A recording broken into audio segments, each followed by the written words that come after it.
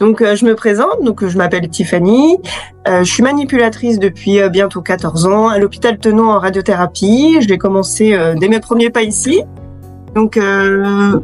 J'ai fait beaucoup de choses avant de faire ce protocole de coopération. Avant tout ça, j'ai été tutrice avec de nombreux mémoires validés ou pas.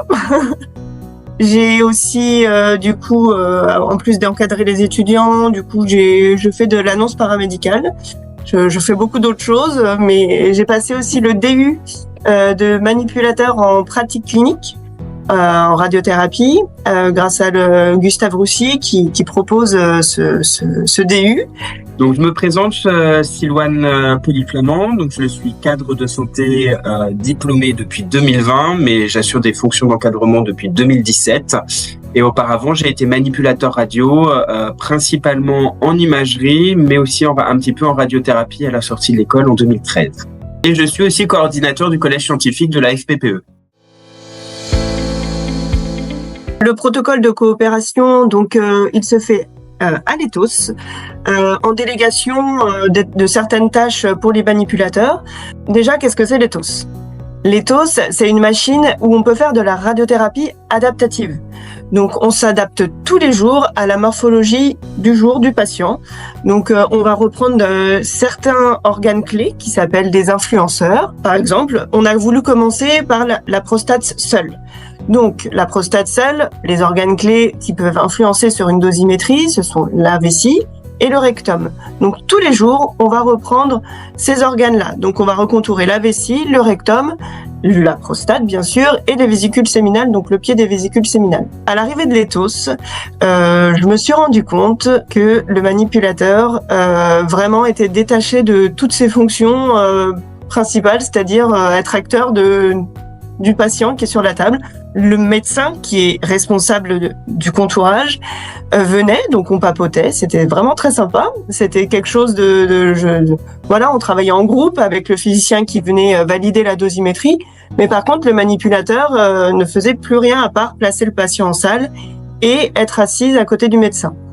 Quand on a vu que ça allait se passer comme ça, j'ai tout de suite réagi, j'en ai parlé à mon encadrant. La machine, c'était quelque chose de très très positif pour le patient. Je me suis dit qu'il fallait qu'on prenne la main sur cette machine et sur ce contourage.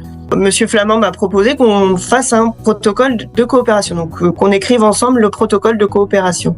Les tâches qu'il y a à faire pour le protocole, ce serait simplement de reprendre le contourage de chaque organe et après laisser quand même le choix de la dosimétrie en collaboration avec le physicien. Tous les jours, le physicien va continuer à venir valider la dosimétrie avec nous. C'est important ce travail en collaboration, mais avant ça, bien sûr, on ne fait pas un protocole de coopération sans avoir de cours magistraux. On va avoir d'abord une formation avec des cours théoriques et puis pratiques. Ce qu'on fait déjà aujourd'hui un petit peu, on commence déjà à prendre la main sur l'ordinateur avec la souris. On commence à contourer avant que le médecin arrive et après le médecin corrige nos contours. On fait du compagnonnage aujourd'hui avant d'avoir eu les cours théoriques pour pouvoir vraiment prendre la main aujourd'hui. Après, ce qu'il faut bien comprendre, c'est que dans notre protocole de coopération, ce qui est vraiment délégué, c'est uniquement la tâche médicale. On ne délègue pas les tâches physiciens. Nous, c'est vraiment le contourage et le choix de la dosimétrie qui est fait qui sera fait par le manipulateur radio, qui est délégué donc uniquement par le radiothérapeute. Plus-value pour les manipulateurs, déjà, on augmente nos compétences. Les compétences aujourd'hui sont très limitées par le cadre pas de service, le cadre législatif. D'augmenter nos compétences, déjà, je trouve que c'est vraiment le point le plus positif, surtout pour un centre universitaire, etc. Je pense que vraiment ça pousse plus sur ce qu'on peut faire. D'attendre un médecin à chaque traitement, je trouve que c'est vraiment une perte de temps pour nous et pour le patient, c'est sûr. Je trouve que d'attendre le médecin, ça perd en dynamique. Et puis, c'est pas vraiment l'aspect que je mets en avant, mais c'est important de le dire. On a un aspect financier, c'est-à-dire que dès qu'on intègre ce protocole de coopération, on a une rémunération sous forme de prime. Donc voilà, c'est quelque chose qui est valorisant pour notre métier aussi, de se dire qu'on est reconnu avec une tâche en plus que l'on fait habituellement. Pour le patient, vraiment, je pense que c'est un gain de temps sur la table. Et puis, nous, on peut aussi englober tout ça avec une consultation d'annonce paramédicale pour leur expliquer tout ce qui va se passer pendant le traitement, et du coup ils se sentiront bien en confiance de sentir que c'est nous aussi qui allons faire le contourage et leur expliquer pourquoi on le fait, et donc du coup les mettre en confiance là-dessus, leur dire qu'ils ont le droit aussi de refuser aussi, que ce soit nous, parce que c'est un droit, c'est écrit dans le protocole. Mais je pense que si on leur explique bien, qu'on leur montre que c'est bénéfique pour eux, je pense que ça peut encore mieux passer au niveau du protocole. Je pense que justement par rapport à ça, ça peut renforcer le lien patient-soignant pour le manipulateur radio, qui est déjà plus fort en radiothérapie qu'en imagerie, mais encore plus le rendre plus vivant et plus large. Et aussi l'objectif de ça, la plus-value pour le service et pour le patient, c'est, comme disait Tiffany, que ça soit plus fluide, plus rapide, mais aussi d'augmenter la possibilité qu'il y ait plus de patients à avoir aujourd'hui cette technique qui est innovante. Là déjà, si on enlève l'étape le médecin vient à chaque fois, ça veut dire que le médecin est libéré de cette tâche, il vient que quand il y a des difficultés, mais c'est déjà le fonctionnement normal pour les autres techniques, hein. On appelle le médecin quand il y a une difficulté, qu'il y a un problème, etc. Donc là, pareil, ce qui fait qu'on peut envisager de faire plus de patients avec cette technique innovante. Donc d'un point de vue managérial, ce protocole de coopération, il apporte une vision pour le métier de manipulateur radio demain. Aujourd'hui, quand on a installé cette machine dans le service, Tiffany, elle est venue me voir tout de suite, hein, comme elle disait que le cœur de métier, il était vraiment réduit à peau de chagrin. Et du coup, en tant que manager, ça pose question. Et donc du coup, ça a été évident. Ça a été évident aussi pour nos radiothérapeutes, puisque côté qu'on en aura parlé, ça n'a pas été un sujet. Enfin, évidemment, oui, il faut que les manipulateurs radio aillent dedans. Donne à un jeune professionnel qui rentre dans le service aujourd'hui, ça lui donne une perspective que, au moins déjà dans 5 ans, il va pouvoir faire autre chose que juste entre guillemets la radiothérapie. Donc ça donne aussi, en tant que manager, des motivations, pouvoir aussi les fidéliser, parce que c'est sûr que quand on rentre dans un service, qu'on n'a aucune possibilité d'évolution, on a envie de voir autre chose, là au moins ça donne une perspective d'évolution à l'intérieur de la profession et du service.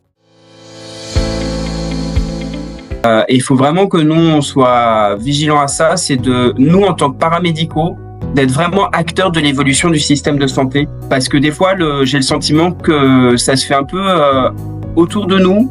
C'est important qu'on puisse être aussi acteurs de l'évolution du système de santé dans la globalité et de notre métier, et que les gens ne le fassent pas à notre place, et qu'il faut vraiment qu'on s'accapare les évolutions technologiques et que nous on soit proactifs en tant que manipulateur radio, pour qu'on soit toujours là, qu'on soit toujours acteur et qu'on fasse valoir nos compétences qui sont réelles, que ça soit de techniciens et de soignants, qui sont intimement liés.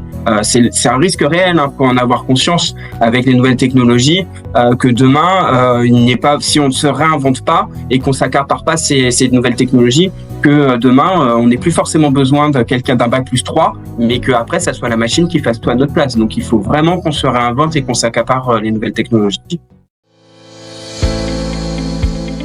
Je voudrais vraiment leur dire à toutes les personnes qui voudraient monter ce projet, ça nous rajoute pas de temps sur notre travail, ça nous rajoute juste des compétences en plus qui est vraiment nécessaire aujourd'hui d'augmenter, et qu'on reste des acteurs des traitements et pas être à côté de tout ça, de pas laisser passer cette occasion-là pour pouvoir continuer notre travail avec dignité.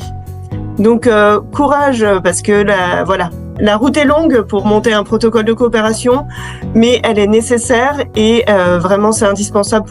C'est parfois fastidieux parce que c'est très administratif. Des fois on a l'impression qu'on va jamais y arriver, on a des retours négatifs, etc. Mais au final le jeu en vaut la chandelle, parce que c'est quand même l'enjeu de nos vies de service, de nos métiers de soignants. Et je tiens à remercier aussi beaucoup notre chef de service qui, sans elle, ce protocole n'aurait pas été le professeur Huguet, qui est sans elle, toute cette motivation, son dynamisme fait que notre protocole a été dynamique et vraiment formidablement bien présenté par toutes les commissions. Madame Raoul aussi, notre cadre supérieur de santé, qui aussi est toujours à fond dans tous nos projets. Et puis je tiens à remercier moi personnellement du coup le centre d'Avignon qui m'a accueilli en stage pour mon DU et qui m'a ouvert beaucoup les yeux sur les difficultés du protocole, de toutes ces délégations de tâches, etc. Et puis pareil, ça a été vraiment une ouverture d'esprit formidable pour pouvoir continuer à avancer dans notre protocole. Donc je voulais remercier toutes ces personnes-là.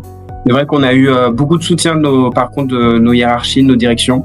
Donc, et ça, c'est un point qui facilite beaucoup les choses. Madame Pichon, notre directrice des soins aussi, est très soutenante sur le sujet aussi, donc faut la remercier également.